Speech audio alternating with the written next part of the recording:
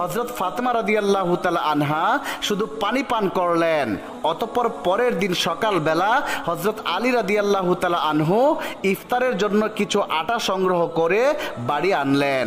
তখন হযরত ফাতেমা রাদিয়াল্লাহু তাআলা আনহা সেই আটা দিয়ে কয়েকটি রুটি বানালেন। এভাবেই সারাদিন যখন অতিক্রম হয়ে ইফতারের সময় চলে আসলো, তখন চারদিকে ইফতারের প্রস্তুতি, খুশির আমেজ।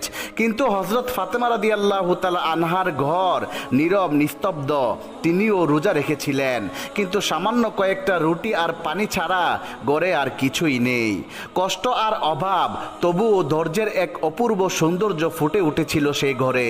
ছোট্ট হাসান ও হুসাইন রাদিয়াল্লাহু তাআলা আনহু, হযরত আলী রাদিয়াল্লাহু তাআলা আনহু সবাই ঘরে ফিরে আসলেন। ইফতারের সময় হয়ে গেছে, সবাই একসাথে বসে ইফতার করবে। সবার ভাগ্যে মাত্র দুটি করে রুটি পড়ল। এরপর তারা ইফতারি করতে যাবে, এমন সময় আবারও বাইরে থেকে এক করুণ কণ্ঠ ভেসে আসলো।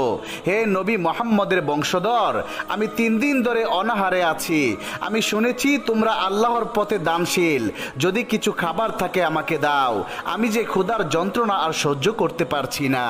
ভিক্ষুকের মুখে এই আওয়াজ শুনে হযরত ফাতেমা রাদিয়াল্লাহু তাআলা আনহা হযরত আলীকে বললেন, হে আমার প্রিয় স্বামী, এই ভিক্ষুককে রুটিগুলো দান করে আসুন। হযরত আলী তখন বললেন, হে ফাতেমা, তুমি খাবে না? হযরত ফাতেমা রাদিয়াল্লাহু তাআলা আনহা বললেন, বাহিরে একজন ক্ষুধার্ত ব্যক্তিকে রেখে এই খাবার আমি কি করে খাবো? হে আলী, আমরা তো দুনিয়ার সুখের জন্য সৃষ্টি হয়নি, আমাদের তো আল্লাহর সন্তুষ্টি অর্জন করাই একমাত্র উদ্দেশ্য। তখন হযরত আলী রাদিয়াল্লাহু তাআলা আনহু সেই ভিক্ষুককে রুটিগুলো দিয়ে আসলেন। এরপর হযরত আলী মা ফাতেমাকে বললেন, হে ফাতেমা, তুমি কি জানো তুমি কেমন পরীক্ষা দিচ্ছ? নিজে না খেয়ে অপরকে খাওয়ালে নিশ্চয়ই আল্লাহ তোমার এই দান কবুল করবেন। ঠিক ওই সময় আল্লাহ রব্বুল আলামিন হযরত জিবরাইল আলাইহিস সালামকে হুকুম করলেন, হে জিবরাইল, তুমি এক্ষুনি যাও। আমার প্রিয় হাবিব মুহাম্মদের প্রিয় কন্যা ফাতেমা যেভাবে ত্যাগ আর ধৈর্যের কঠিন পরীক্ষা দিয়েছে তা অতুলনীয়। সে নিজে না খেয়ে আমার আরেক ক্ষুধার্ত বান্দাকে খাবার দিয়েছে। এখন তার ঘরে খাবার মতো আর কিছুই নেই। হে জিবরাইল, তুমি জান্নাত থেকে তাদের জন্য খাবার নিয়ে যাও। হযরত জিবরাইল আলাইহিস সালাম এই হুকুম পাওয়া মাত্রই জান্নাত থেকে সুগন্ধি রুটি, খেজুর, মধু নিয়ে হযরত আলী রাদিয়াল্লাহু তাআলা আনহুর বাড়ির দরজার সামনে মানুষ রূপে হাজির হলেন। তখন হযরত ফাতেমা রাদিয়াল্লাহু তাআলা আনহা শুধুমাত্র পানি পান করে আবার আল্লাহর ইবাদতে মগ্ন ছিলেন। তখন ঘরের বাইরে থেকে আবার এক আওয়াজ ভেসে আসলো, হে আহলুল বায়াত। এই কণ্ঠ শুনে হযরত আলী রাদিয়াল্লাহু তাআলা আনহু ঘরের বাইরে বের হয়ে দেখলেন একজন সুপুরুষ তার হাতে একটি পাত্র নিয়ে দাঁড়িয়ে আছে। হযরত আলী তখন জিজ্ঞাসা করলেন, আপনি কে? অপর দিক থেকে উত্তর এলো, আমি আল্লাহর পক্ষ থেকে প্রেরিত একজন দাস। তোমরা যেভাবে তোমাদের ক্ষুধা সহ্য করে অন্যের মুখে খাবার তুলে দিয়েছো, আল্লাহ তোমাদের এই কাজে খুশি হয়ে তোমাদের জন্য জান্নাত থেকে রিজিক পাঠিয়েছেন। এই কথা শোনা মাত্রই হযরত আলী রাদিয়াল্লাহু তাআলা আনহুর অন্তর কেঁপে উঠল, তার চোখ জলে ভরে গেল। অতঃপর জিবরাইল আলাইহিস সালাম খাবারগুলি দিয়ে সেখান থেকে অদৃশ্য হয়ে গেলেন। তখন হযরত আলী রাদিয়াল্লাহু তাআলা আনহু খাবারগুলো নিয়ে ঘরে প্রবেশ করলেন এবং ফাতেমাকে বললেন, হে ফাতেমা, দেখো দেখো আমাদের রব কত মহান, আমাদের জন্য জান্নাত থেকে রিজিক পাঠিয়েছেন। এই কথা শুনে হযরত ফাতেমা রাদিয়াল্লাহু তাআলা আনহা ধীরে ধীরে হযরত আলীর কাছে আসলেন এবং খাবারগুলো দেখে বিস্ময়ে হতবাক হয়ে গেলেন। তিনি এক মধুময় নয়নে ওই পাত্রের দিকে তাকিয়ে রইলেন আর মনে মনে ভাবতে লাগলেন, হে আল্লাহ, তুমি কতই না মহান। তিনি বুঝতে পারলেন এটি কোনো সাধারণ খাবার নয়। এত এত সুগন্ধি রুটি, মধু, খেজুর, এত জান্নাতের খাবার। এদিকে শিশু হাসান এবং হুসাইন রাদিয়াল্লাহু তাআলা আনহু সেখানে এসে বললেন, আম্মাজান, এই খাবারগুলো কাদের এবং কোথা থেকে এসেছে? তখন হযরত ফাতেমা রাদিয়াল্লাহু তাআলা আনহা তাদেরকে বললেন, বললেন, বাবা, খাবারগুলো আমাদের মহান আল্লাহ রব্বুল আলামিন আমাদের জন্য জান্নাত থেকে পাঠিয়েছেন। হযরত হাসান এবং হুসাইন রাদিয়াল্লাহু তাআলা আনহু বললেন, আম্মাজান, এটা কি সত্যি? তিনি বললেন, বাবা, এটা সত্যি, এটি আল্লাহর রহমত। সেই সময় হযরত ফাতেমা রাদিয়াল্লাহু তাআলা আনহার চোখে জল টলমল করছিল। তখন তারা সবাই আল্লাহর শুকরিয়া আদায় করলেন। খাবার মুখে দেওয়ার পরেই তাদের চোখ থেকে অশ্রু ঝরে পড়ল, কেননা এই খাবার ছিল আল্লাহর ভালোবাসার প্রমাণ। অতঃপর পরের দিন সকাল থেকেই সমগ্র মদিনার অলিতে গলিতে এই খবর প্রকাশ হয়ে গেল যে হযরত ফাতেমা রাদিয়াল্লাহু তাআলা আনহার ঘরে আল্লাহর পক্ষ থেকে জান্নাত থেকে খাবার এসেছে। এমনকি স্বয়ং রাসূল আকরাম সাল্লাল্লাহু আলাইহি ওয়াসাল্লামও এই খবর জানতে পারলেন। তখন মদিনার অনেকেই এই সংবাদ পেয়ে অবাক হলেন, অনেকে আবার আনন্দিত হলেন, আবার অনেকেরই ঈমানি শক্তি আরো মজবুত হলো। কিন্তু অন্যদিকে অনেক মুনাফিকরা ছিল যারা সন্দেহপ্রবণ ছিল। তাদের কাছে এই কথাটি কোনোভাবেই বিশ্বাস হচ্ছিল না। তাই তারা একে অপরকে বলতে লাগলো, তোমরা কি সত্যি বিশ্বাস করো যে জান্নাত থেকে খাবার আসতে পারে?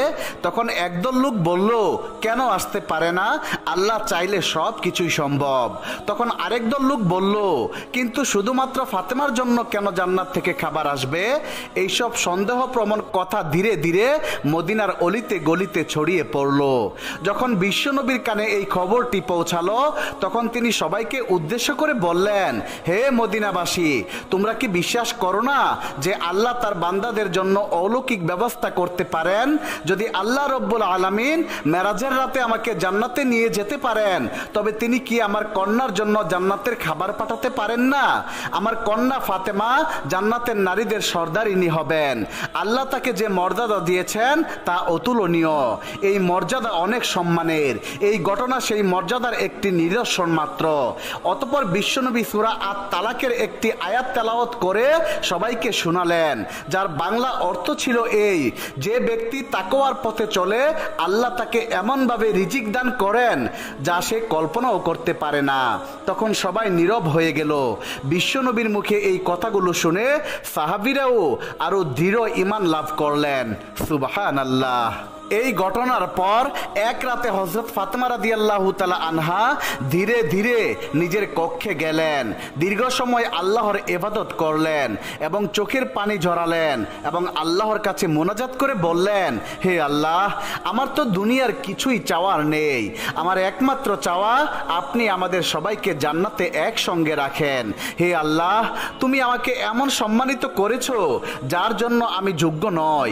তুমি আমাকে জান্নাতের খাবার দিয়ে দেখিয়ে দিয়েছো যে দুনিয়ার অভাব কিছুই নয়। হে মাবুদ, তুমি আমার প্রতি সন্তুষ্ট থাকো, এটাই আমার চাওয়া।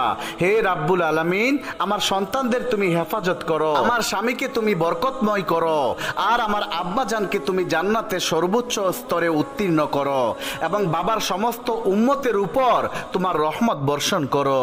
মা ফাতেমা দোয়া শেষ করতেই দেখলেন নবী সাল্লাল্লাহু আলাইহি ওয়াসাল্লাম ফাতেমার ঘরে উপস্থিত হলেন। রাসূল আকরাম সাল্লাল্লাহু আলাইহি ওয়াসাল্লাম মা ফাতেমাকে দেখে মৃদু হেসে বললেন, হে আমার কলিজার টুকরা মেয়ে ফাতেমা, তুমি জান্নাতের নারীদের নেত্রী, আর এই জান্নাতি খাবার তোমার মর্যাদারই প্রমাণ। তখন হযরত ফাতেমা রাদিয়াল্লাহু তাআলা আনহা বিনয়ের সাথে মাথা নিচু করলেন এবং বললেন, ইয়া রাসূলুল্লাহ সাল্লাল্লাহু আলাইহি ওয়াসাল্লাম, আমি তো শুধুই একজন আল্লাহর দুর্বল বান্দা। এই সম্মান একমাত্র আল্লাহ তার হাবিবের উসিলায় আমাকে দিয়েছেন। নবীজি তখন বললেন, মাগো, আল্লাহ তার প্রিয় বান্দাদেরই এই রহমত দেন। তুমি ধৈর্য ধরেছো, তুমি তাকওয়ার পথ অবলম্বন করেছো, আর তাই তিনি তোমাকে জান্নাতের খাবার দ্বারা সম্মানিত করেছেন। এরপর বিশ্ব নবী বাহিরে এসে হযরত আলী রাদিয়াল্লাহু তাআলা আনহু, হযরত ফাতেমা রাদিয়াল্লাহু তাআলা আনহা এবং হাসান হুসাইনের দিকে তাকিয়ে বললেন, আমি কসম করে বলতে পারি তোমাদের অন্তরে যে পরিপূর্ণ ঈমান আছে তা আমাদের সকলের জন্য একটি আদর্শ। অতঃপর হযরত ফাতেমা রাদিয়াল্লাহু তাআলা আনহা চোখের পানি মুছে মৃদু হেসে বললেন, আমরা সবাই একদিন জান্নাতে এই খাবারের স্বাদ উপভোগ করব ইনশাআল্লাহ। তখন মুহাম্মদ সাল্লাল্লাহু আলাইহি ওয়াসাল্লাম হাত তুলে দোয়া করলেন, হে আল্লাহ, তুমি আমার ফাতেমাকে, আমার আলীকে, আমার হাসান ও হুসাইনকে এবং আমার সমস্ত উম্মাকে জান্নাতের সেরা নিয়ামত দান করো, আমিন। অতঃপর দোয়া শেষ করে হযরত মুহাম্মদ সাল্লাল্লাহু আলাইহি ওয়াসাল্লাম মা ফাতেমার বাড়ি থেকে বিদায় নিয়ে চলে গেলেন। প্রিয় বন্ধুরা, আমরা সবাই যদি প্রিয় নবীকে ভালোবেসে থাকি তাহলে নবীর সম্মানার্থে আমরা সবাই কমেন্টে একবার লিখে যাই, লা ইলাহা ইল্লাল্লাহু মুহাম্মাদুর রাসূলুল্লাহ সাল্লাল্লাহু আলাইহি ওয়াসাল্লাম।